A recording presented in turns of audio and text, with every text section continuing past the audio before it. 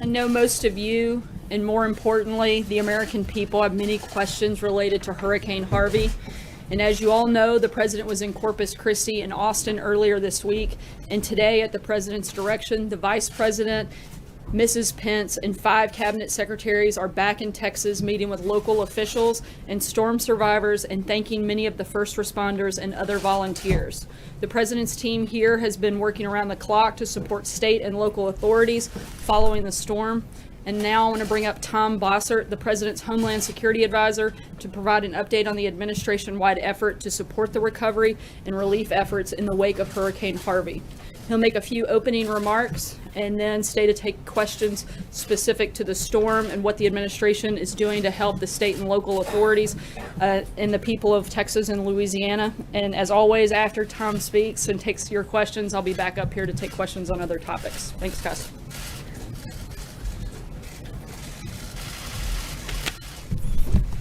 Thanks, Sarah. Let me see if I can start by addressing maybe some different audiences.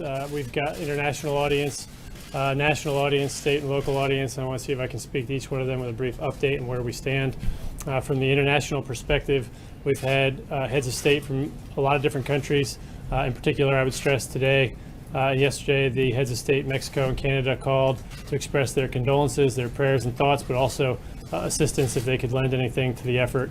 We very much appreciate that, and the president was deeply touched by those phone calls.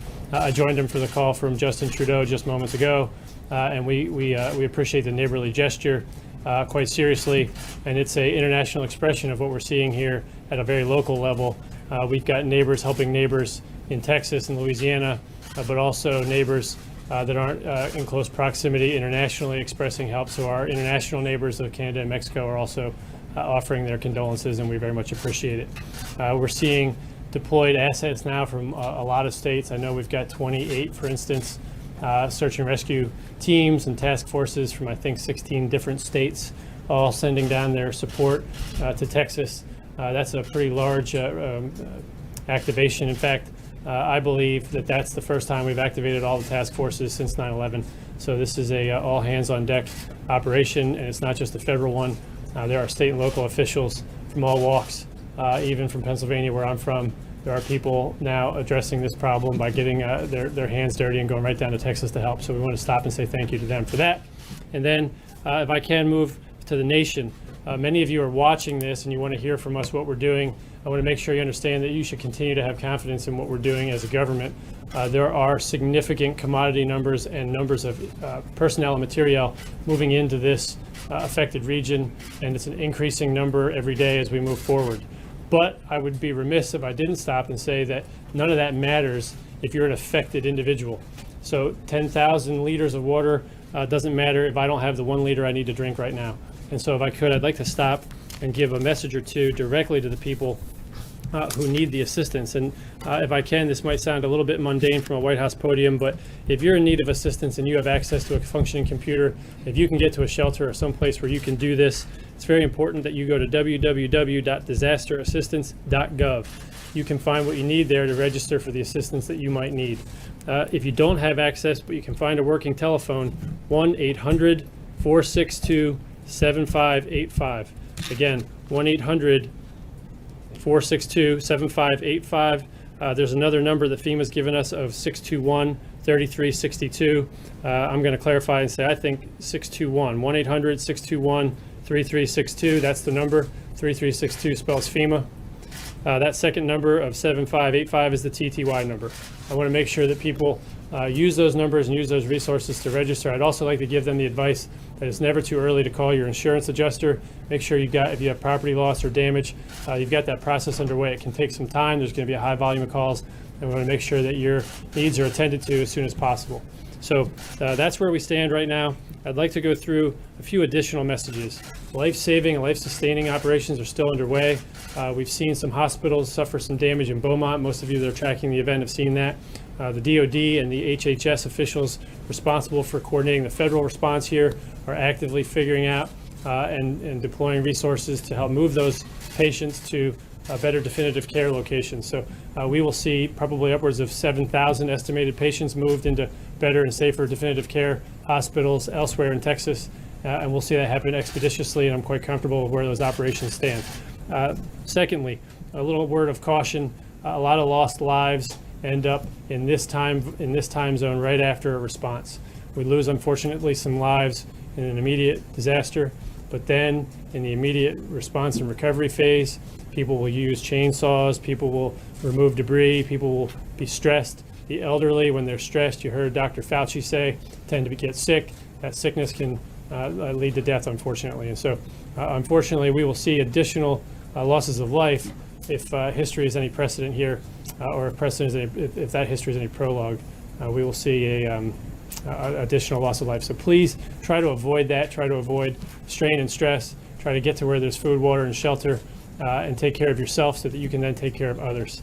With that, I'd like to suggest that from the FEMA perspective, they're continuing that operation, but from the White House, it's important that we look at the cost of these events and that we look on the horizon a little bit about what's next. So as we look into it, these are estimates at this point, but it looks like round about 100,000 affected homes.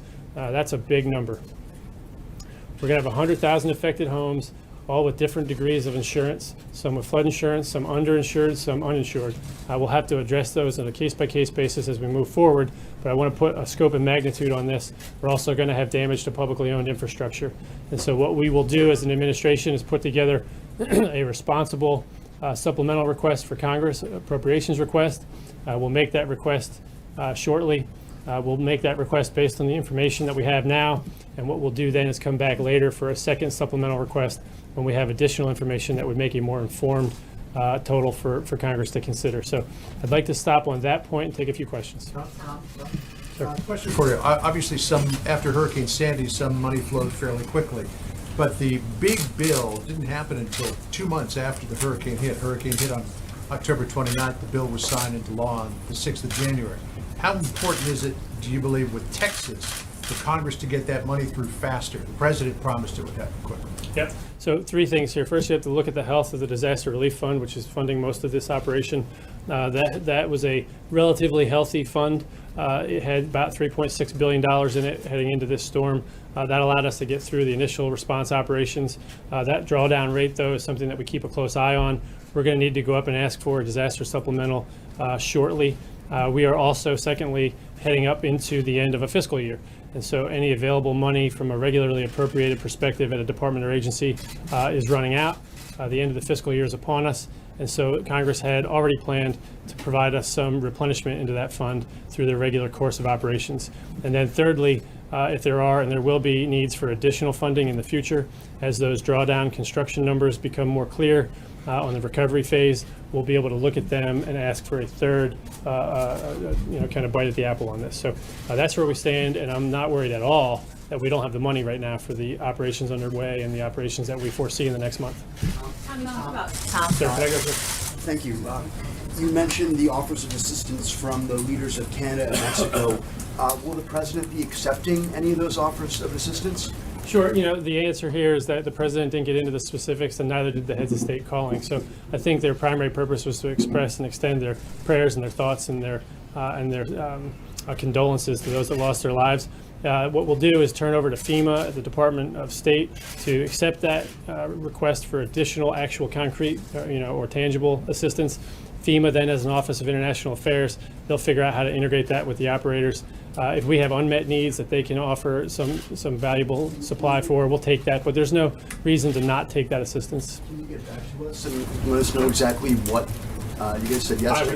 I would say yes, but I would highly encourage you to ask FEMA how that's unfolding, because you have to look at that from a very specific perspective. I've done that before, and the operators have to integrate something very carefully into a logistics chain that is complex. Hey, Tom, can I follow up on this question here? You talk about what's next, and the recovery is obviously going to be not just months, but years in the making. This is also an administration has proposed some pretty significant cuts to FEMA. Are you, given what you have seen and what the president has seen on the ground in Texas, are you encouraging the president to rethink those budget cuts? You've been in emergency management a while. Do you think he should reconsider that?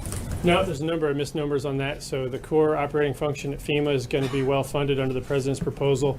The disaster relief fund, which really provides the money for these events that you don't plan for but that you prepare for, those things will be all well funded through that disaster relief fund. No cuts to disaster relief. But what you will see are responsible proposals in the president's budget for reduction in some Homeland Security grants. Those grants, I was around for their creation. Those grants were never meant to be permanent. And what we need to do is reduce state and local dependency on some of that federal money, but we need to do it in a responsible way. So it's a little wonky, but you'll see not just a request for a cut in money in the budget that the president put forward, but you'll see some additional details that allow the states to responsibly develop a glide path to get off of those grants and their dependence on them over a period of 4 or 5 years or so. And so I would say understanding that's important for the American people to know that the president wasn't irresponsibly cutting any money. In fact, he was doing something that would further empower state and locals. And then I'd come back to reiterate the fact that the disaster relief fund is strong. It's got plenty of money in it now, and we're going to ask for some very responsible surplus supplementals. Tom, could you talk to me about the issue of those who are displaced? Temporary housing is a big issue. What can you tell us about what's happening over at HUD, what's happening with this administration as it relates to this? It was a big issue during Katrina, and it was a major problem. Are you looking at issues of finding and designating vacant locations for some of these people to, some of these victims or survivors to go into? So I met with the chiefs of staff of all of the cabinet today, and we talked about housing quite a bit. What's happening now is HUD, in cooperation with FEMA and state and local officials, are starting to get together the available housing stock, both available rental stock, manufactured housing, which often fits a need in this type of disaster, but also available housing stock for those who receive assistance under HUD programs, Section 8 in particular. So we're trying to put all of those housing stock solutions and all those government programs together, think through what's available and how people might utilize that. Right now, FEMA's doing that in a planning section, but their operators are focused on saving lives. So if I could, one additional point there, this will be a housing challenge, but I don't want to concede any kind of housing lack of coordination. What we'll have to do is allow a lot of this to unfold. And so when I say 100,000, some portion of those homes were affected with 2 foot of water or less. Some were affected with 8 foot of water or more. And you'll have to look at a case-by-case basis, the people and their whether they're underwater financially and underwater actually, and we'll have to work with the mortgage lenders and others as we address those problems. During Katrina, there was a big issue of when the people received housing, temporary housing, rent prices went up dramatically. Is there any kind of safety net or safeguard that will not happen, that the survivors will not be gouged when they go into these temporary housing situations? Yeah, you just used an important word, and I'll make a really clear point right now. The gouging will not be tolerated. Jeff Sessions and the President of the United States will not tolerate gouging. Anybody that's going to go out and try to take advantage of a disaster victim ought to expect law enforcement to come down on them with a hammer. That's not acceptable on a regular day. It's certainly not acceptable when people are suffering. What we'll do is use the latitude that we have under the law to come back to your first administrative point and provide a fair market value rental rate that's a little bit higher than 100% to accommodate the natural demand and supply tension. So that's okay. To follow up on April's question about gouging on housing, what about gas prices? Is the administration looking at that in terms of national pricing against gouging for profit? Yeah, gouging is a problem if it exists and if it happens at all levels in every vertical market and every horizontal. But I think the idea here on fuel is a good question. We had at one point in the peak somewhere around 4% of our oil shut in the Gulf due to the rigs having to pull themselves in. That number is going to come back online. But again, to take things back to housing, to bring back all the business operations in the Houston petrochemical triangle, we need to make sure the employees down there have responsible and safe housing. So while there might be some effect to our fuel prices as a nation, right now we're hoping that it's not a large or sustainable fuel price at the pump problem. What we'll also do is look for the health of the pipelines. So remember, there's still rain falling. Texas is, I think, not experiencing any rain today, maybe some small storms, but not any major storms. Colonial and the Plantation pipelines will keep an eye on and the rest of the Tennessee Valley in the middle of the day at our meeting. And if we have any update on that, we'll give it to you the rest of the week. Ma'am, can I go here? Yeah, on this Crosby chemical plant that's on fire, the local sheriff there says the plume that's coming out of that plant is not dangerous to the community. The FEMA director says by all means it's dangerous. Which is it? So if you were there, it'd be dangerous, but the good news is that the people around that facility had been evacuated already because of the storm and because of the notice that we had on the pending explosion. Some really responsible reporting, private-public partnership took place on that facility, and what we saw was that the electric power that went to the pumps and to the maintenance systems shut out. We couldn't responsibly get that power back. So the temperature rose in a concealed tank, and then or a confined tank, and we ended up having an explosion. So they're testing the air quality as local responders, but they don't know of anyone yet that's in that area of plume that would be affected. So if they were there, it'd be dangerous, and they have to keep an eye on it and make sure that they take it seriously. But for right now, the people don't seem to be there. So a tree falling in the woods, if you will. I have one more question for you, if I may. There are 575,000 undocumented immigrants in Houston, one of the largest populations in this country. Does this White House believe they should be eligible for long-term federal recovery assistance? No, I think illegal immigrants, and that issu's come up a number of times. So if you've committed a crime, that's the priority for the Department of Homeland Security. I think you've heard John Kelly say that, and pretty clearly the head of Immigration and Customs Enforcement and the head of CBP. What I would say, though, is in terms of immediate life-saving, no individual human being should worry about their immigration status unless they've committed a crime on top of coming here illegally when it comes to getting food, water, and shelter.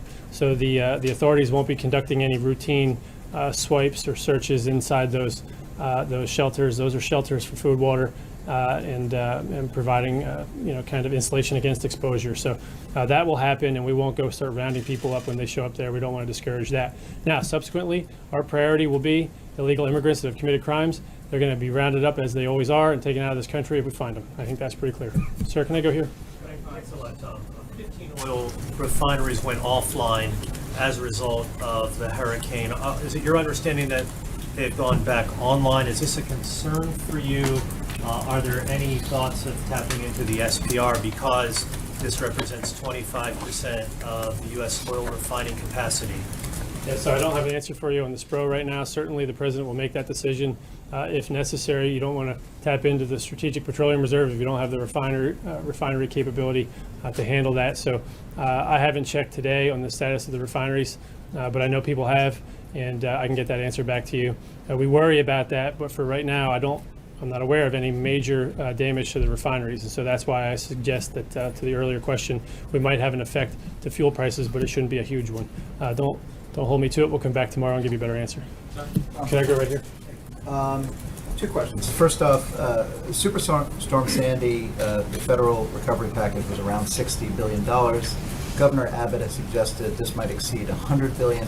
Does Governor Abbott's estimate sound reasonable that this will exceed $100 billion? And the second question is, we've received a lot of sanguine reports about coordinations between federal, state, and local agencies. Can you give me a sense of one or two challenges, areas where that coordination may require some improvement? Sure. Okay, so on the first question, there's nobody that's wrong on estimates right now. I don't have any information to challenge anyone's estimate, and I don't think that they have any reason to think their estimates are wrong. So we're in the estimate game right now, and as a result, what we'd like to do is not get into second guessing anybody, in particular the governor, who's got the firsthand knowledge of what's happening. But what we'd like to do as a strategy is figure out the predictable burn rate for the response operations and put up a responsible supplemental request to Congress so that they can meet those needs quickly. So that's the bite at the apple approach that I suggested. We'll go up to Congress and give them a sound supplemental request number. We'll add to it I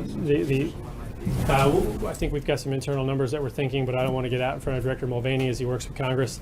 But again, there'll be some regular funding coming in here as a matter of plan, because we're headed up to the end of the fiscal year as it is.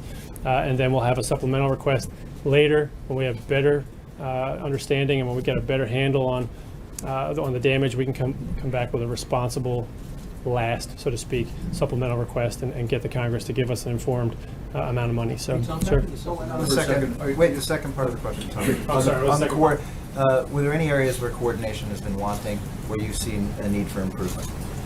No, I think at this point the message is that coordination is happening better than any storm that we've seen before, and so stressing on anything that's not working well really is, especially from this podium, going to be ill-informed. I'm seeing nothing but positive. I'm seeing nothing but appropriate coordination. If there's a problem somewhere, Brock Long is going to get his handle around it and he's going to fix it. That's my perspective. So not to be political on that answer, but I don't have a negative word on coordination right now. Sir, can I go right here? Let me ask you about the Strategic Petroleum Reserve. 500,000 barrels were pushed out today. The Energy Department says during Katrina that on a loan basis, it was nearly 10 million barrels. So we're talking so far just a fraction of what was put out during Katrina. What is the administration's thinking going forward as to how the SPR will be used, and is what we saw today just a start of what might happen going forward? Yeah, as I said, I'll come back to you on where we stand after talking to Secretary Perry. I don't have the numbers right now on what we're going to do and why. Again, though, I'd caution comparisons between storms. Every disaster is different. Every emergency manager knows that. Where the storm hits, what it hits, and who it affects constitute massive changes in how we respond to those storms. So in terms of your structural question, though, I think if any need for that Strategic Petroleum Reserve manifests, I think we'd be very comfortable in tapping into that and providing that alleviated resource. Can I get back on that supplemental question? There's some talk about attaching a supplemental to a debt ceiling increase, some talk about rolling a supplemental debt ceiling increase into an overall continuing resolution. From an emergency management standpoint, how important is it to your thinking to get a clean supplemental? Well, I think everyone wants a clean supplemental, and so as we tie hopefully we get a responsible budget, right? And that the Congress comes together and finds a way to take the president's request and meet it. That would be an ideal answer. You're presupposing that we're going to have a continuing resolution. That's not the best way to run a railroad, but based on your question, we might have a CR. If that happens, that's fine. I think it'll also happen, not fine, but less ideal, but nevertheless fine to my needs as a emergency manager here looking for a DRF supplemental. The DRF supplemental, when you say clean, should focus right now on replenishing the disaster relief fund and any other ancillary and obvious needs that might come for other departments and agencies for repairing roads or highways of that nature. But I think that'll be separate and distinct from the debt ceiling. I think we have every reason to believe that that's going to happen in a responsible way as well, and I'll allow Sarah to amplify that if you have any additional questions. But from my perspective now and from the planning session we had this morning, I don't think there's going to be any particular problem in our approach to the Congress in this fall. That's at least my sense. Can I ask you about I'm just a little bit confused about your answer to Cecilia. I just want to go back to that on the idea of undocumented immigrants getting long-term funding. Was that a yes or a no? Does the administration support that? I'm sorry. Was that she had asked Yes or no? about What question? on the undocumented immigrants eligible for long-term relief help? What happens once they leave the country? Are undocumented immigrants able to get additional help? Yeah, no, so eligibility standards range across a number of different programs, and the point here would be that if you're an immigrant that has committed a crime, you're going to be removed. If you're an immigrant, I guess the question is, that's looking for assistance that's eligible for citizens. That's my understanding that you're not eligible in that case. But I think that doesn't mean we're going to let somebody starve or die of thirst or exposure. So I don't think there's too much of a problem there. I'm not sure where they were living before they got into the shelter.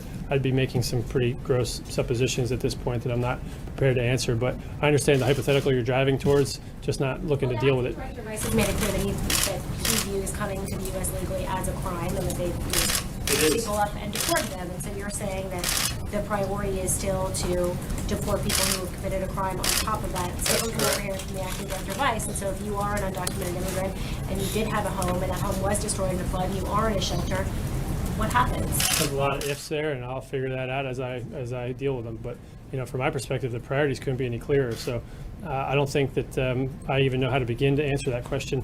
But I will say that there's no real wavering here, and it's pretty clear our position on immigration. So hopefully that answers your question. I don't think there's going to be a lot of benefits going out to illegal immigrants in terms of the American taxpayer. But I will say that he's also made the point that those that have come to the country and then committed crimes constitute the priority offense that we need to focus on. And I believe that he also said that's not a victimless crime. And so I think that the focus on gangs and other things have everybody pretty well busy right now. And the focus on saving lives and providing food, water, and shelter have everybody pretty well busy right now. And I think what you'll find is the good men and women of CBP and ICE are out there providing assistance not only to the men and women of Texas and Louisiana that are American citizens, but also in the interim to people of any immigration status that need food, water, and shelter. So if I could, I'd like to leave it at that, because that's the clear message I want to leave behind to somebody that might otherwise, based on your questioning, no disrespect intended, be discouraged from going in and finding something that would save their life. So that's the message for today. I did want to ask about the flood insurance program. Yep. Before this year, it was the Treasury $25 billion. Now this. The question is, should homeowners who are in flood zones have to pay even more than they already have been paying in premiums to fund the program, or should this be a problem that taxpayers help solve? I mean, at this point, this disaster proves that even if you're not in a floodplain, you still run the risk of having your house flood. Yep.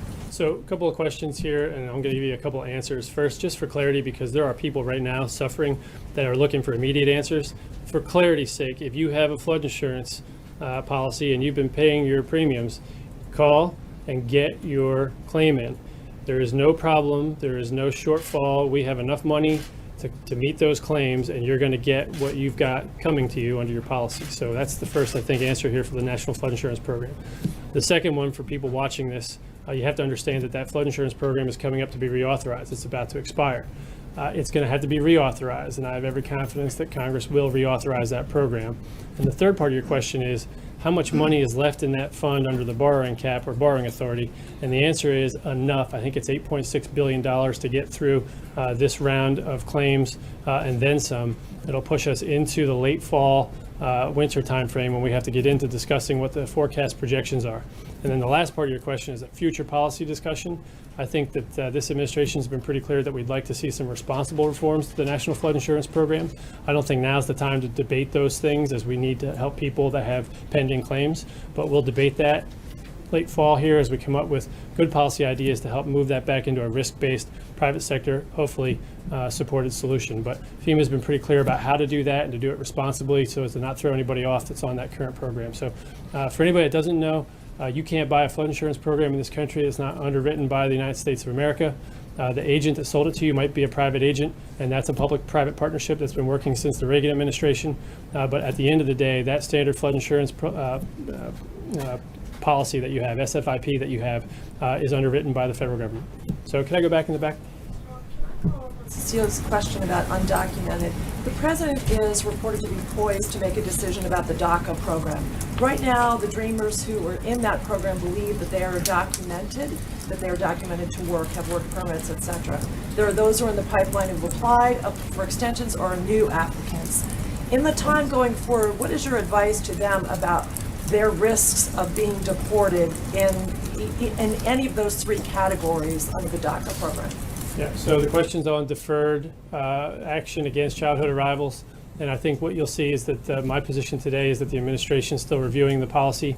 On the second part of your question, what happens to people that are in an illegal status that require assistance? I'd refer you back to how I answered the first question. Anybody needing food, water, shelter is going to get it. Anybody that's here illegally that's subsequently committed a crime is going to get caught and thrown out. And anybody in between has to wait for a decision or at least a policy announcement from the administration on how we're going to handle deferred action moving forward. Do you believe that that is likely to be revealed in the days that are coming up now in which you're trying to manage an emergency?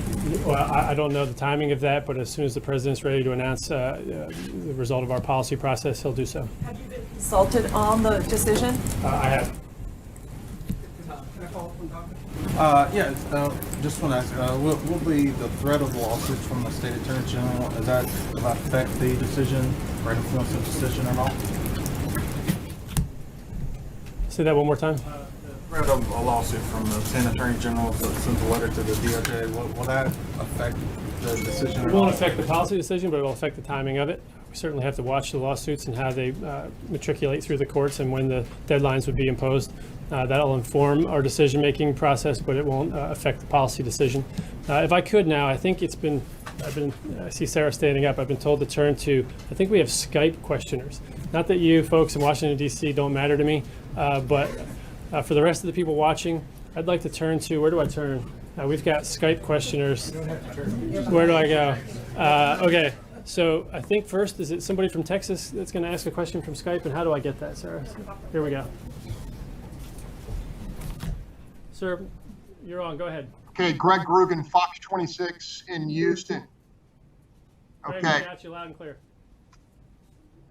We have in the Houston area, Army Corps of Engineer reservoirs that are frankly failing to protect our citizens from flooding. Are you examining that situation? Is the administration considering adding additional resources to the crew? I think, did everybody hear that question? I think, just to repeat it in case we're not wired up right here, I think the question, good one, was that people in Houston are worried about the two systems, the two reservoir systems that the Army Corps of Engineers maintains. They've been pictured on television overtopping They've been in a controlled release environment, allowing a lot of water through the affected populated areas of Houston, and you want to know if they're safe and if there's any additional funding needed. Was that the question? Okay, I'm going to answer that question. I think that's a yes. The answer is, and it's just so happens that earlier this morning, almost just before I came out here, I was in contact with General Seamanite, in charge commander of the Army Corps of Engineers. And 3 answers here. First, he's got engineers monitoring those systems right now for structural integrity. So what you don't want to have happen is water come over the top and then eat away at the other side of the wall and have the structural integrity undermined in that fashion we've seen in previous events. As of an hour ago, there was no structural integrity determined by any of the engineers that are standing there watching the facility. And so that means that nobody's in immediate damage or I'm sorry, in immediate harm's way of damage and additional property loss. But then lastly, the question is, do we need any additional money to shore those facilities up? So I would turn and answer that a little bit differently. We're not going to get into a position of saying they're safe or not safe or asking for more money or not more money right now. What we'll do is continue to controlled release. The reason a controlled release is good is it's the alternative to an uncontrolled release. And so it seems like you're dumping more water on people that don't need more water. But if you don't do that, you'll end up with this structural integrity failure that I just referenced a moment ago. And so as soon as the water goes down, and it's rapidly going down right now, we're still going to have some flooding for some time. But the big, large, heavy masses of water that are going down and out right now are flowing in a way that will allow us to get in and do an engineering assessment over the coming days and weeks. And if there was structural integrity problems caused by the coming days and weeks or by the storm heretofore, we'll assess that. We'll put together a responsible number estimate for repair, and then we'll put it forth to Congress.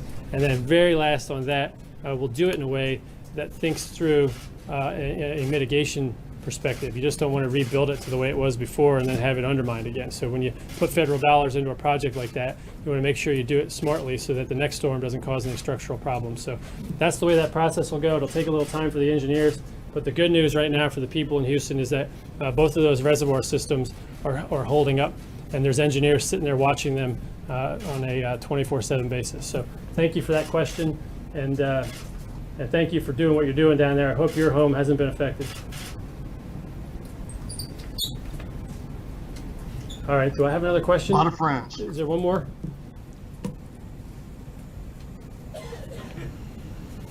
All right, sir, you're on. Hi, this is Justin Sternberg with KTRK ABC out of Houston. How are you? I'm doing well. What will you guys do differently? I mean, we've had disasters all over before. How do you reassure the people of Texas that real help is coming and it's coming quickly? How do you reassure people that help is coming and help is coming quickly? Well, there's a real short answer to that. We send help and we send it quickly, and I don't mean that glibly. When we get requests from the governor, from the mayors, we send in as much as they ask for or more and make sure that they're there to meet those needs. The reassurance part comes in the kind of pudding, right? The proof's in the pudding. So if we're not getting to where we need to get, we need to hear that. And I'm not immune to criticism, and neither is Brock Long, and neither are the local officials there. The mayor has stood up and taken a great deal of smart criticism, but he's also taken a great deal of smart action. And from my perspective, what you have to do is hold us accountable. And what I think this president's doing, President Trump, is holding me and Brock Long and Elaine Duke and the rest of his cabinet accountable. And when we're not telling him what he wants to hear, he's getting right down to the governor and finding out if we're doing it right from his perspective. So that's the answer. I think it's pretty straightforward. Is there anything that's unmet from a need perspective right now that you want to inform us of? If you do have something, I'm 20 yards from the president, we'll take it to him. I mean, not as of yet, but there's a lot of communities that have been devastated here, and there's going to be a lot of needs really quickly. Yeah, let me pick up on that and use that because that's a great point to wrap up my remarks here today. We are still in response mode, and that means life-saving, life-sustaining. There are still people up to their waists in water. There are still the elderly and the infirm that require our immediate attention. There are still hospitals in need of evacuation and relocation. We've activated all those forces from DOD and from HHS to move those patients, but we're soon going to move into a long, frustrating recovery process. And the important message for me to leave to the American people and to the people of Texas and Louisiana at that point is that we're not going anywhere. And all this talk about supplemental funding, it's about having the money in the reservoir of cash, sorry to use that pun, having that money in the fisc for us to use to help you as we rebuild and get you back into your homes, back into your jobs, and get your kids back into their schools. That's what makes America great. We're going to have Houston and Texas bigger, better, and stronger than it was before this storm. And the resilient nature of the American people is just awesome. I couldn't be any more proud to be in this job, and I thank you for your time and attention. That's going to be the last question. A local gets it, I'm sorry, and I appreciate your time. Thank you.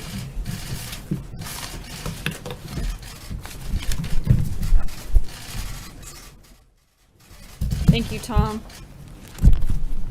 Finally, before I open it up for further questions, I wanted to be sure and highlight a major step forward in the fight against ISIS. Earlier today, the Iraqi Prime Minister declared that after a nearly 2-week-long military operation, the city of Tel Afar fully liberated from ISIS militants. This victory represents the loss of a very important ISIS stronghold, the hometown of a number of top ISIS commanders. We congratulate the Iraqis on achieving this big milestone and will continue to support them in their fight to take their country back from radical Islamic terrorism. And with that, I'll take your questions. Jeff. Sarah, one follow-up on Tom's remarks. He said that the White House will be putting together a supplemental. Do you have a sense of when you'll submit that to Congress? And then secondly, can you confirm reports that the president is leaning towards or deciding to end DACA, and what are the ramifications of that for the Dreamers? I'll take the first question in terms of supplemental funding. As Tom said, we're working with Congress. We're not going to get ahead of Director Mulvaney. He is working with them around the clock to make sure that process moves forward quickly and effectively. In terms of DACA, echoing again on what Tom said earlier, final decision on that front has not been made, and when it is, we will certainly inform everybody in this room. Cecilia. Thanks. In January, the president said that Dreamers shouldn't be worried. So can you stand here today and say Dreamers should not be worried? Once again, when we have a final decision, this is under review. There are a lot of components that need to be looked at, and once a decision is made, we will certainly let you guys know. Glenn. Sarah, there's a specific report out by Fox that talks about that says essentially a decision is made to roll back the program by the end of this week, and that there will be provisions allowing Dreamers who are in the country right now to stay until their work authorization expires. Are you specifically denying that report? No offense to your colleague from Fox News, but I think I'm a little bit better informed than they are in terms of when the White House has made a decision. And as I just said a moment ago, it has not been finalized, and when it is, we will certainly let you know. Hallie. There are two questions. Just on Glenn, can you at least talk about the timeline here? You've got these states that have said September 5th is when they will begin and continue this court action. That's obviously the Tuesday after Labor Day. So does that mean that some decision will be coming down tomorrow before the holiday weekend? Can you at least talk about the timeline for this for those folks who are wondering what their status is going to be here? Again, I'm not going to get ahead of something and be presumptuous when a decision hasn't been made.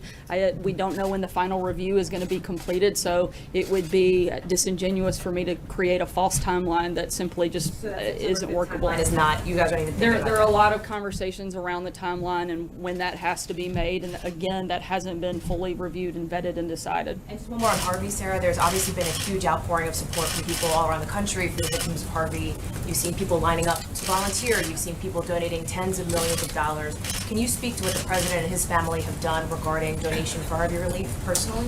Yes, I can. I had a chance to speak directly with the president earlier, and I'm happy to tell you that he is would like to join in the efforts that a lot of the people that we've seen across this country do, and he's pledging $1 million of personal money to the fund, and he's actually asked that I check with the folks in this room, since you are very good at research and have been doing a lot of reporting into the groups and organizations that are best and most effective in helping and providing aid, and he'd love some suggestions from the folks here, and I'd be happy to take those if any of you have them. But as I said, he'll pledge proudly $1 million of his own personal money to help the people of both Texas and Louisiana. He's not picked the organization yet, though? Thank you, Sarah, previously the president had said that he may return to Texas and may also go to Louisiana over the weekend.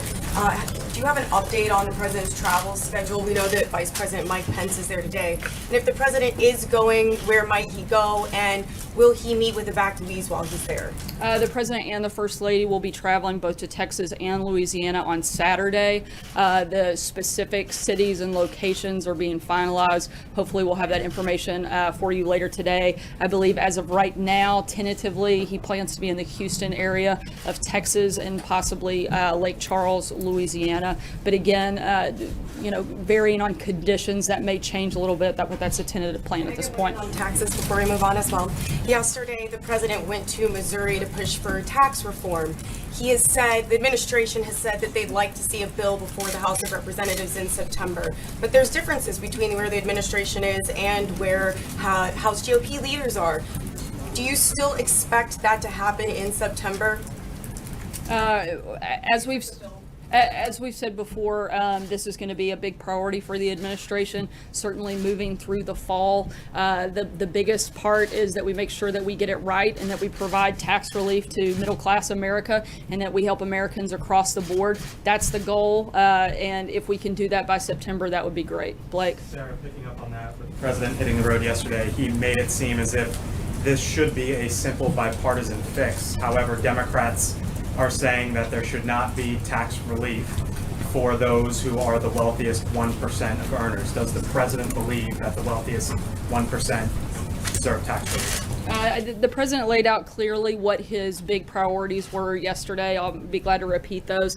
Permanently reducing tax rates, encouraging entrepreneurs to invest, simplifying the process, incentivizing American companies to bring back jobs and profits. The president is focused on helping all Americans across the board. The biggest priority he has is on helping middle-class Americans and making sure more of those people keep more of their money. Does the White House think working with Democrats on this is reasonable or likely? I mean, they're already laying down the marker for where they stand. You just said for all Americans, presumably that includes the top 1%. I would love for Democrats to want to help all Americans. I don't know why they would ever want to be against that. Certainly helping more Americans have more money that they worked hard to earn in their pocket. I don't know anybody that would want to be against that. So hopefully they will be reasonable and want to come to the table. Matthew. Thanks, Sarah. I have a tax reform question, but first just quickly about that charitable donation. Will that be coming from Trump personally as opposed to the Trump Foundation or the Trump organization? I know that the president, he said he was personally going to give. I don't know the legal part of exactly that, but he said his personal money, so I'd assume that comes directly from him. And on tax reform, if I may, Secretary Mnuchin said earlier that the administration is going to release a blueprint on tax reform that will then go to Congress. When can we expect that? How much detail will that go into? And how is that a change from letting Congress take the lead on actually drafting the legislation? Again, as both members of the administration and the president have said, our job is to lay out the core principles, the primary pillars that we want to see in tax reform. It's Congress's job to legislate. So we want to work through that process and allow them to actually do their jobs. We're going to do our jobs and lead the conversation, set the table, set the priorities, and let them do their job and legislate, get it passed so that the president can sign it. John Decker. See that blueprint? I think we've already been laying out a lot of those principles. That's the foundation, and we'll continue to add to that. John.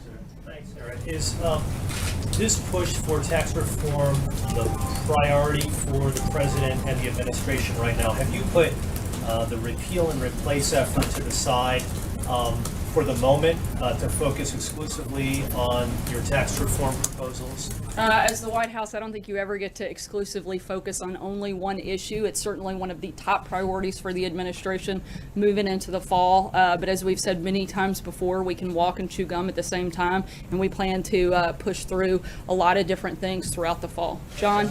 Just one thing, Sarah, if I may. On repeal and replace, as you know, you receive no Democratic support in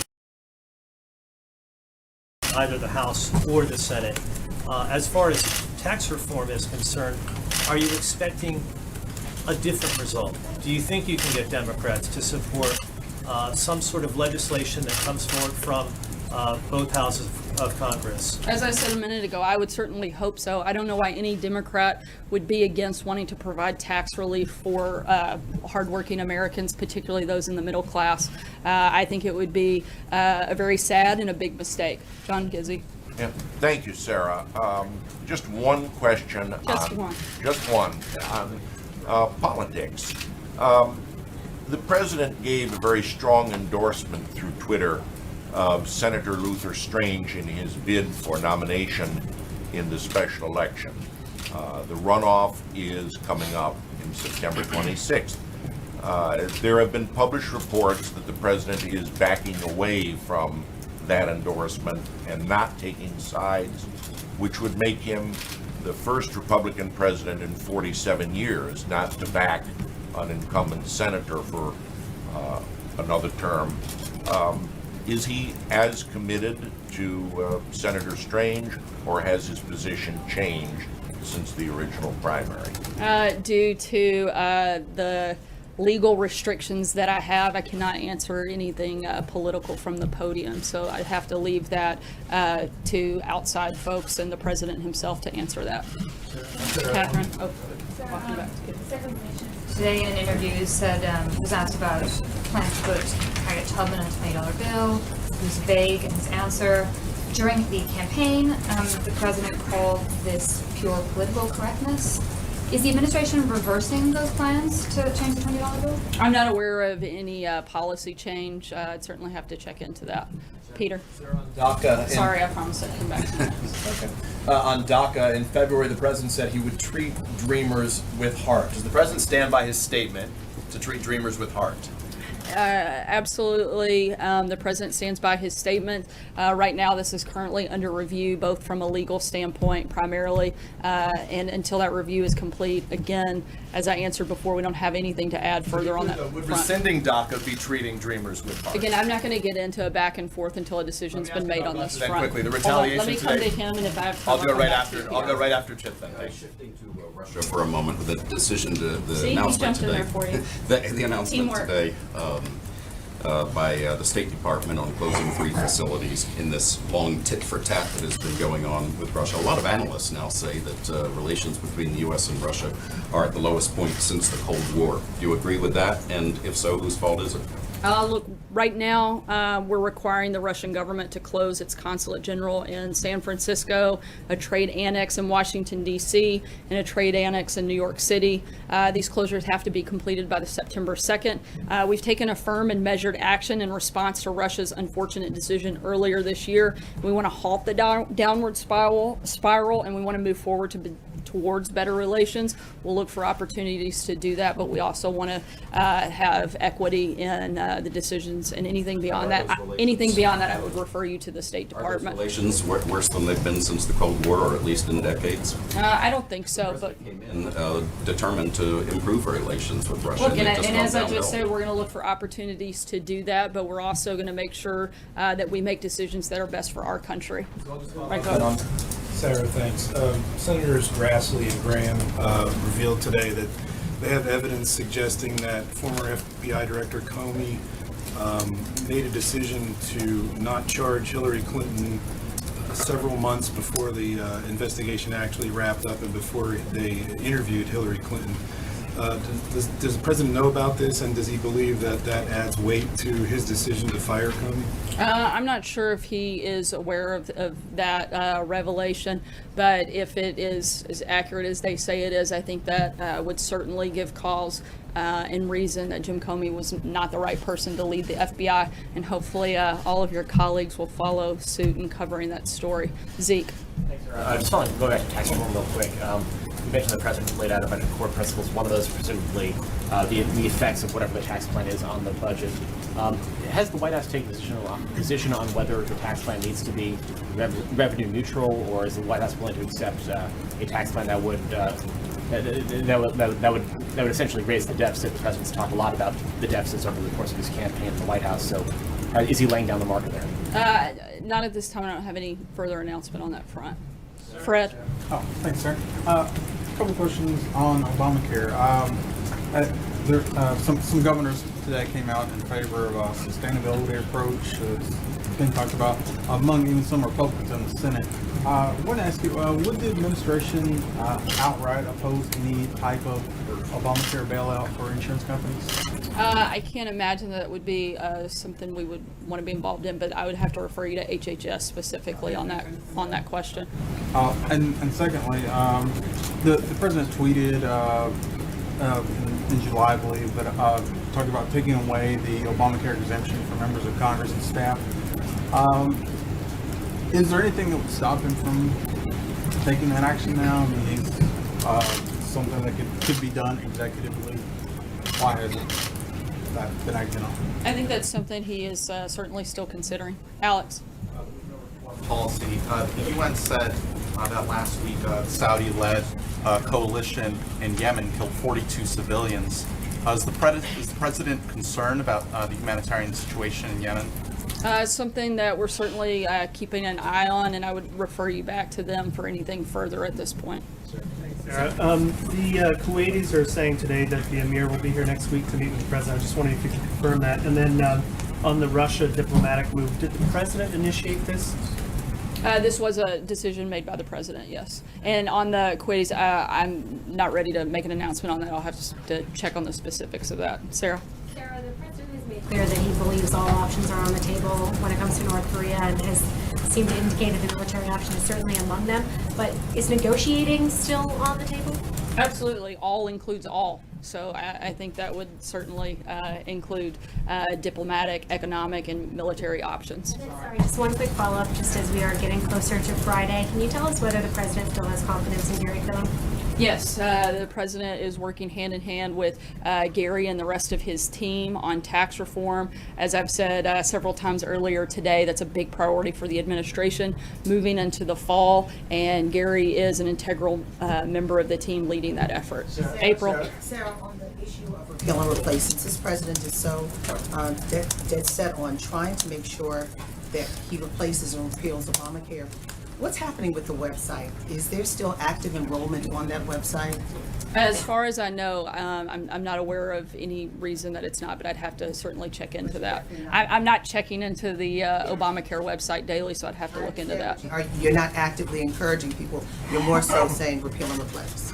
I think that everybody in the country knows that Obamacare is collapsing and that something still needs to be done, and the administration is still very much committed to putting a healthcare system in place that actually works, because we know Obamacare doesn't. It's not sustainable. So yes, we're continuing to move forward and look for ways to help all Americans receive better care.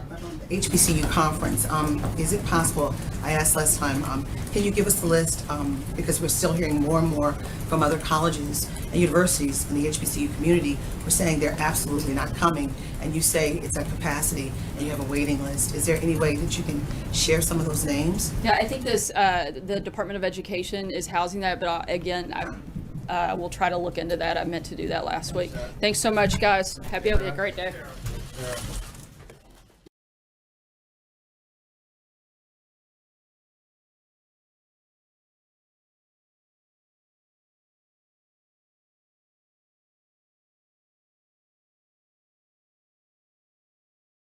So Tom Bossert was there. Tom.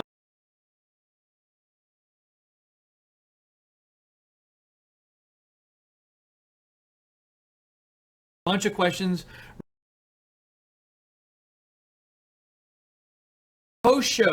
The post show here at Right Side Broadcasting for the White House press briefing. We're going to take your comments. What did you think about the briefing? Write to me on Twitter at Lookner, at Lookner. Let me know what you thought about any of the things that were said in the briefing. I think one of the most notable things that happened in the briefing to me was that President Trump has pledged $1 million of his personal funds to help hurricane victims. Sarah Sanders announced that President Trump has pledged $1 million of his personal funds to help hurricane victims. So that was a piece of news that came out. Some other things that came out. A lot of questions were asked of Tom Bossert about. Tom Bossert had mentioned during his in answer to one question that he said that that immigration raids were not going to happen where people were getting help like at shelters and stuff for the hurricane. And he said, now if people have committed crimes, that's a different story. If we find out that there are immigrants who've committed crimes, then we're going to still take action against them. But he said that nobody was going to be conducting raids at the immigration centers. And then there were a bunch of questions for both Tom Bossert and Sarah Sanders on the story that had come out a couple days ago. I know Fox reported it, that the president was considering considering a rollback of DACA. DACA being the program that lets dreamers, young people who were brought to America or came to America as undocumented immigrants, or illegal immigrants, as some others would call them. Those people is a program that was put in place by Obama, which allows them to stay here for 2 years at a time and re-up that status. And legally, and President Trump supposedly is considering whether to change that or do away with that program. Sarah Sanders said that decision has not been made yet. That's what she said. She said decision has not been made. She wouldn't put a timetable on it.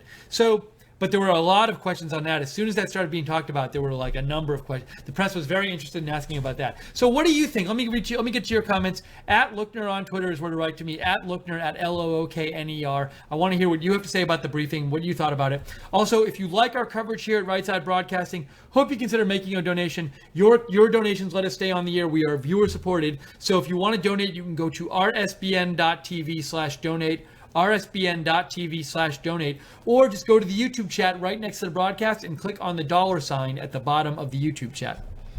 Okay, let me get to your comments now and see what you guys had to say. Megan M says, why did the lady in the green dress and also April get to ask so many questions? Nobody likes them. That's up to Sarah Sanders, who gets to ask the questions. So now I can't remember who was wearing a green dress. Was that Hallie Jackson or was that somebody else? I don't remember who was wearing what color. But it's up to Sarah Sanders, Sarah Huckabee Sanders. Let's see here. We have Yassine Kayem says, she said before the briefing, too many fake medias in the room. Questions will not be that great. She also says RSBN is so much better than fake news. Looking for more of your comments here. India Maria, I had sent out a tweet about when I heard Sarah Sanders announced that President Trump would give $1 million of his own personal funds to hurricane victims. India Maria had replied, that's my man, my president, my leader. You are an inspiration to a world hungry for it, real Donald Trump. Now in opposition, Carol Mio replied to me, after selling U.S. and people out to Russia after personally profiting from presidency and business, this is far too little, far too late. So I'm getting different feedback from the news that President Trump's going to donate $1 million to hurricane victims. Let me know what you think about that or anything else that happened in the briefing, the stuff about DACA, other stuff that went on. Give me a shout on Twitter, at Lookner, at Lookner.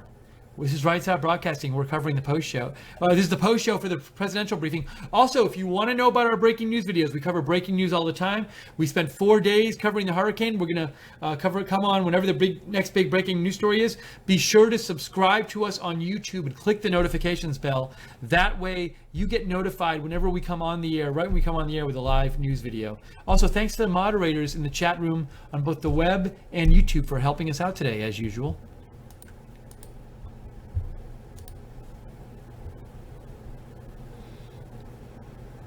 A couple of you, including Cecil Choate and Ryan Bardwell, sent me a video that's out there of somebody supposedly trying to ram the presidential motorcade. I'll show you the video. I'll pull it up here. I haven't heard any conclusive evidence that that was somebody trying to ram the motorcade. I've heard some reports that maybe the brakes failed on the car, but I haven't heard anything official saying this really was a person trying to ram a motorcade. But I'll show you the video because a bunch of you sent it to me.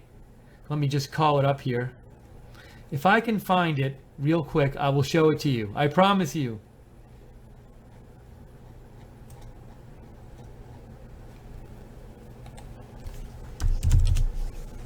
I know I can find it.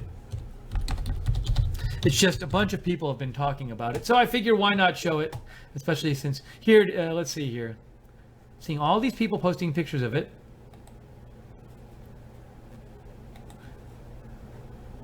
Here's a shot. Paul Joseph Watson posted it, so I'll show it to you.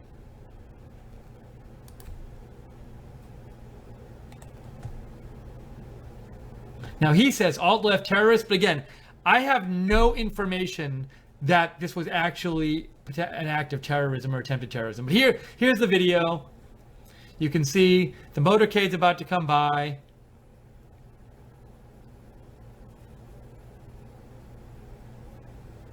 I'll forward it a little. Here comes a motorcade. You'll see on the right there, a car comes out of the woods as the motorcade's going by. It's like the long version of the video.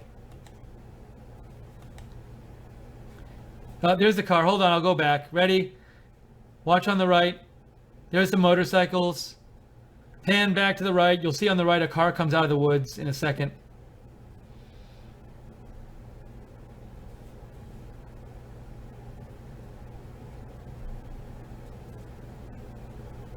There it is. Get ready for the car. There's the car coming out of the woods. Didn't get very far. Then later you see law enforcement going over there, I think, to talk to the person. There it is. Some people are I don't know if it's Secret Service or police or whatever talking to the person. But again, I'm just playing this because a lot of people sent it to me. But at the same time, I know nothing from any news source, like a big major news outlet that's come out and said that was an act of terrorism, attempted terrorism. I leave it up to you to investigate it further. JC writes, in one of our moderators, JC says, Steve, wow, President Trump not only takes a $1 salary and then donates $1 million of his own personal money. Wow, what a boss man and president. Let's see the mainstream media try and spin that.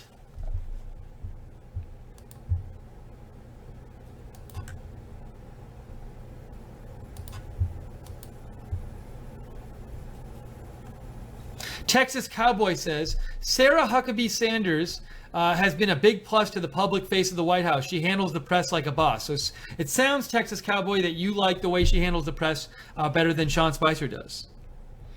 Andy T says, is it just me or is the briefing room getting more civilized? It's a good question. Is it the briefing room? Is it the reporters? Is it Sarah Sanders, the way she handles it? Possibly. I don't know. I will also say that was probably that was the briefing of President Trump's administration that reminded me the most of typical presidential briefings you've seen in previous administrations. It was just kind of normal. At some points, I think it could be argued it was boring. Not that it's not important, but kind of like, So certainly the briefings have been, I would say, more exciting during the Trump administration than in recent administrations on average. This was much more of a standard one to me. And also the questions were not being asked for the most part confrontationally today. Make of that what you will. Amy says, I would love to know how much Obama ever donated to any victims of disasters under his watch, MAGA. Ballbreakers Pro writes, he'll get blamed for waiting too long and not giving enough. Poker Investments writes, thought Sarah handled questions well. Keep up with the good work. If diplomacy about North Korea still is on the table, it would need to be with China.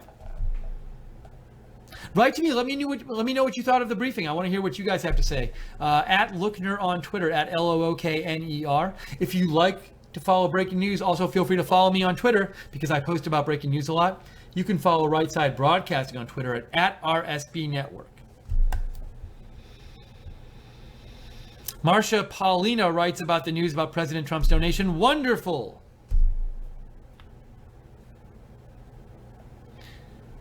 A. Brown says, Obama gave $1.1 million and the big deal is not like any have a real earned wage coming in. Should pay his Social Security wage debt. I'm not totally following all of that. And I'm not sure what the Obama 1.1 million donation is referring to. Now, maybe there is something, I just don't know what it is. Josh said, did I miss it or did nobody bring up Sheriff Joe? So I saw most and heard most of the press conference. You know, sometimes I'm working here, so I miss certain questions here and there. I didn't hear anything mentioned about Sheriff Joe.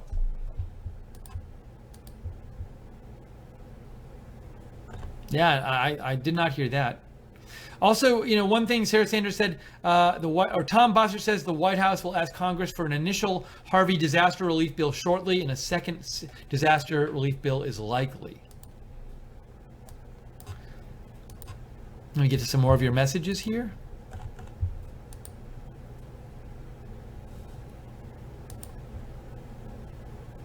Trump/Trump Jr. 2020 says we need to drop the daily press briefing. Now, why do you think that, Trump Jr. Trump/Trump Jr. 2020? I'd like to know. What did you guys think about Sarah Sanders and Tom Bossert saying no decision has been made on DACA yet? Do you think there pretty much has been a decision made and it's just they're not announcing it yet? Or do you think that maybe the Fox report that was suggesting the president might get rid of the DACA program or at least change it in some significant way? Do you think that report is actually maybe false? What do you think? How do you feel about the program? Let me know at Lookner on Twitter, at Lookner.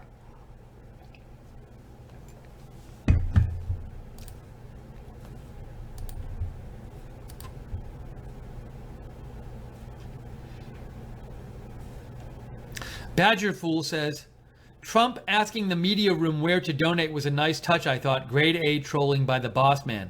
Yeah, if I have it right, Sarah Sanders said President Trump wasn't sure where he was going to donate yet, but he's going to ask the media for suggestions in terms of what organizations to donate to.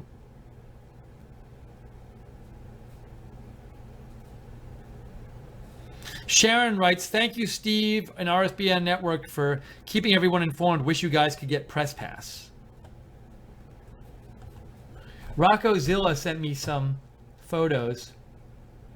One of them had a naughty word in it, so I can't show it to you, but I'll show you some of the other ones. Here are some of the ones Rocco Zilla sent me. He sent me this one. America First, Trump, Make America Great Again with an eagle. He sent me that one. And he sent me, the Democrats can keep their donkey, the Republicans can keep their elephant, we deplorables have the lion. He sent me this one. I haven't seen this one before. I can't show you the next one. I got to get off of that because it has a naughty word. He sent me this one. It's over, snowflakes. The adults are back in charge. He sent me this one, Trump, the people's president. He sent me this one, Texas Strong. He sent me this one, Stay Strong America. So Rocco Zilla seems to be on a sending binge today. Thank you, Rocco, for sending me those.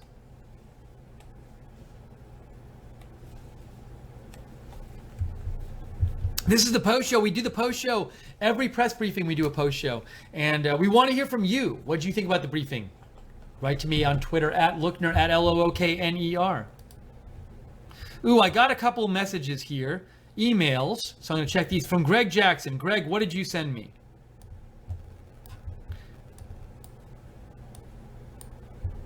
Greg also is someone who's made has been a big supporter of Right Side Broadcasting with donations too in the past. So thank you, Greg. Greg says, what? No snide remark as she left? She does a good job deflecting what could result in hostility. She doesn't allow them to go there. She does, it's interesting you say that, Greg, and I agree with your point about, I do see times when a reporter wants to follow up with something, she doesn't want to talk about it. She'll sometimes just turn her head and start talking to somebody else. So she does, I do see times when she tries to just not have something spin into an argument. Greg says, oh no, CNN didn't get a question again. Is that true? Is Acosta posting about it? Let's see. I didn't see an Acosta post. Acosta's last post was half an hour ago. I don't see any posts about it. Let me know if you see any posts about CNN not getting questions. Unless there was somebody else there from CNN who got a question who I didn't notice, so which is possible. And another message from Greg, he says, Greg Jackson says, oh, maybe CNN, you just said, maybe CNN did get questions, it's just that Acosta was not there. Yeah, and I didn't, some of the briefing I'm just listening to and not watching, so I don't know exactly who got all the questions. Oh, here's another important announcement that happened during the briefing is Tom Bossert said the White House believes around 100,000 houses were affected by Harvey. 100,000 houses. So that's probably a couple 100,000 people who literally, if those houses, by affected he means unlivable right now, have nowhere to live. And he talked about some of the housing difficulties that are going to face housing those people.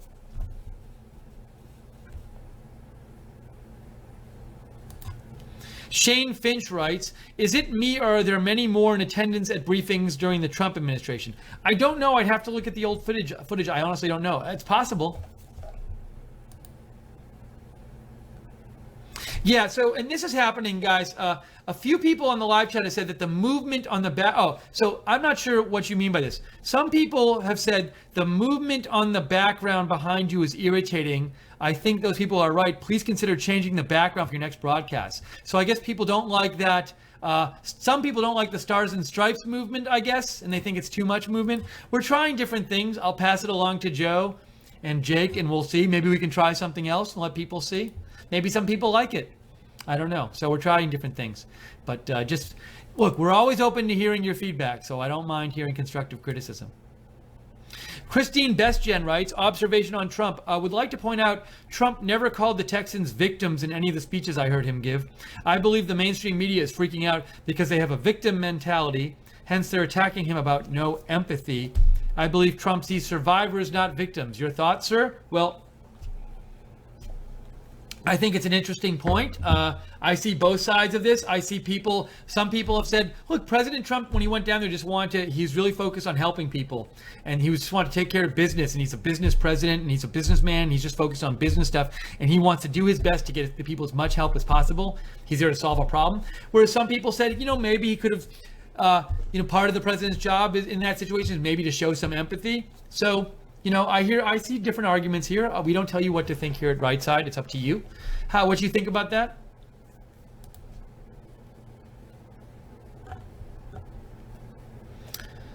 We're taking more of your messages and feedback here about the briefing here at Right Side Broadcasting.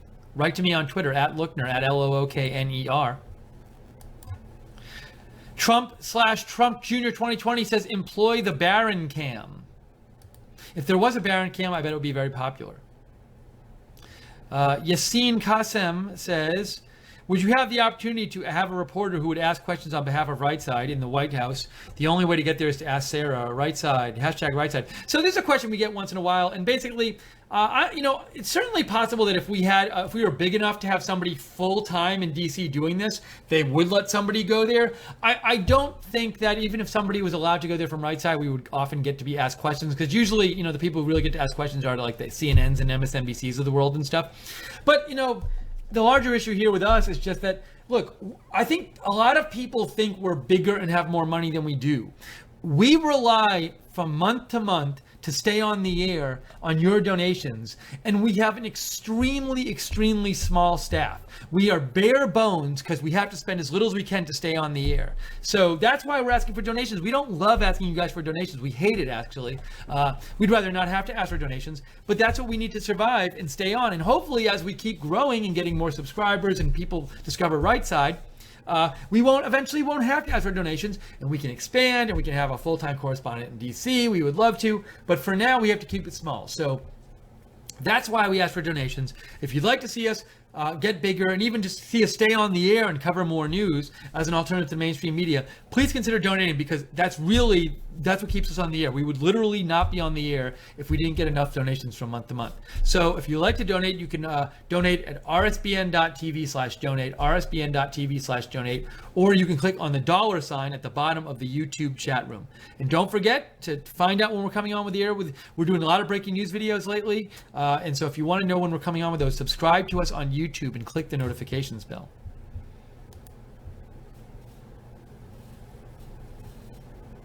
Pink Lady for Trump says, in response to the news that President Trump is donating $1 million to hurricane victims, Pink Lady for Trump says, liberal media, why not 1,000,001? Wait for it. Bill Briscoe says, keep up the great work, Steve. Take a break sometime and come down to Mississippi and do some fishing with us, brother. I would love to visit Mississippi. I've never been to Mississippi before. Maybe the president will have a rally there at some point, and I'll just get to go to cover it there. But it's definitely a state I would love to visit because I've never been there. Chest Harrington says, I donated yesterday. Thank you so much, Chest. We appreciate it. And Chest Harrington says, please use the fund for jewelry and parties. During the hurricane coverage, I was telling people, look, when people donate to us, don't think we're using it for jewelry and parties. So he's joking. And we don't. Henrik Tho says, hey, Steve, Department of Homeland Security announces vendors for border wall prototypes. Feel free to send me a link about that, Henrik. I have not seen anything about it. Trump/Trump Jr. 2020 says, great job. Thank you, Trump/Trump Jr. 2020. By the way, I saw a report that Melania will be joining the president. Maybe this was said in the briefing. I can't remember. Melania will be joining the president. The First Lady will be joining the president this weekend on Saturday on his visit to Texas and Louisiana.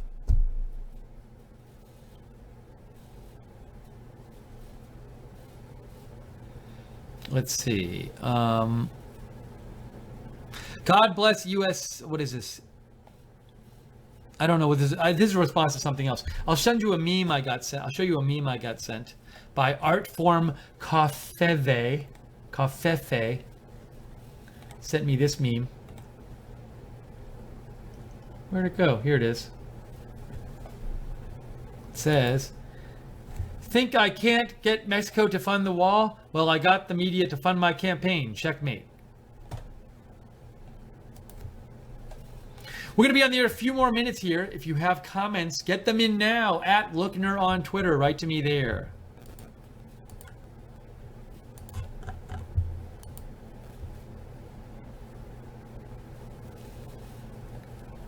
Bill Briscoe says, the press conference went good. Sarah is not going to falter or speak out of turn. Neither do you, brother. Thank RSBN always. Thanks for your support, Bill. Now, Trump/Trump Jr. 2020 says he loves, I think it's a he loves the stars and stripes behind me, very patriotic. So we have some different opinion on this. Yassine Qassem says, do not wait after donations. Invest your money to grow your company. We wish we had extra money to invest here. It is just, we're just trying to stay on the air. If we need if we need like a new monitor because we lose one or we need something for the broadcast, we invest in that. But it's really just keeping our broadcast going. So we would love to have lots of extra money to invest and grow the network even more. Maybe one day. And I should, as I periodically do a quick news check here. Let's see. And Vice President Pence is in Texas today. All the briefings and do a pre-show and a post-show. If there's breaking news tonight, we'll definitely come on with it as always. So be sure to subscribe to us on YouTube and click the notifications bell. Also follow us at RSB Network on Twitter. You can follow me at Lookner. I post lots of breaking news stuff. I'll be posting the rest of the day and tonight as I always do. And thank you to the moderators in the chat room, as usual, doing their great job, and on the website. And as again, if you like our coverage, please consider donating. rsbn.tv/donate. rsbn.tv/donate. Just checking the messages here. Okay, I think I'm all caught up. All right, so we're gonna wrap this up right now. We'll keep an eye on what's going on in Texas, what's going on in Louisiana, what's going on with Irma, that new storm that is the hurricane that's formed in the Atlantic and is heading toward the Caribbean. We're going to keep an eye on that. We will keep updating you with what we hear about here at Right Side Broadcasting. So for now, oh, by the way, you can also follow us on Facebook, at Right Side Broadcasting there too.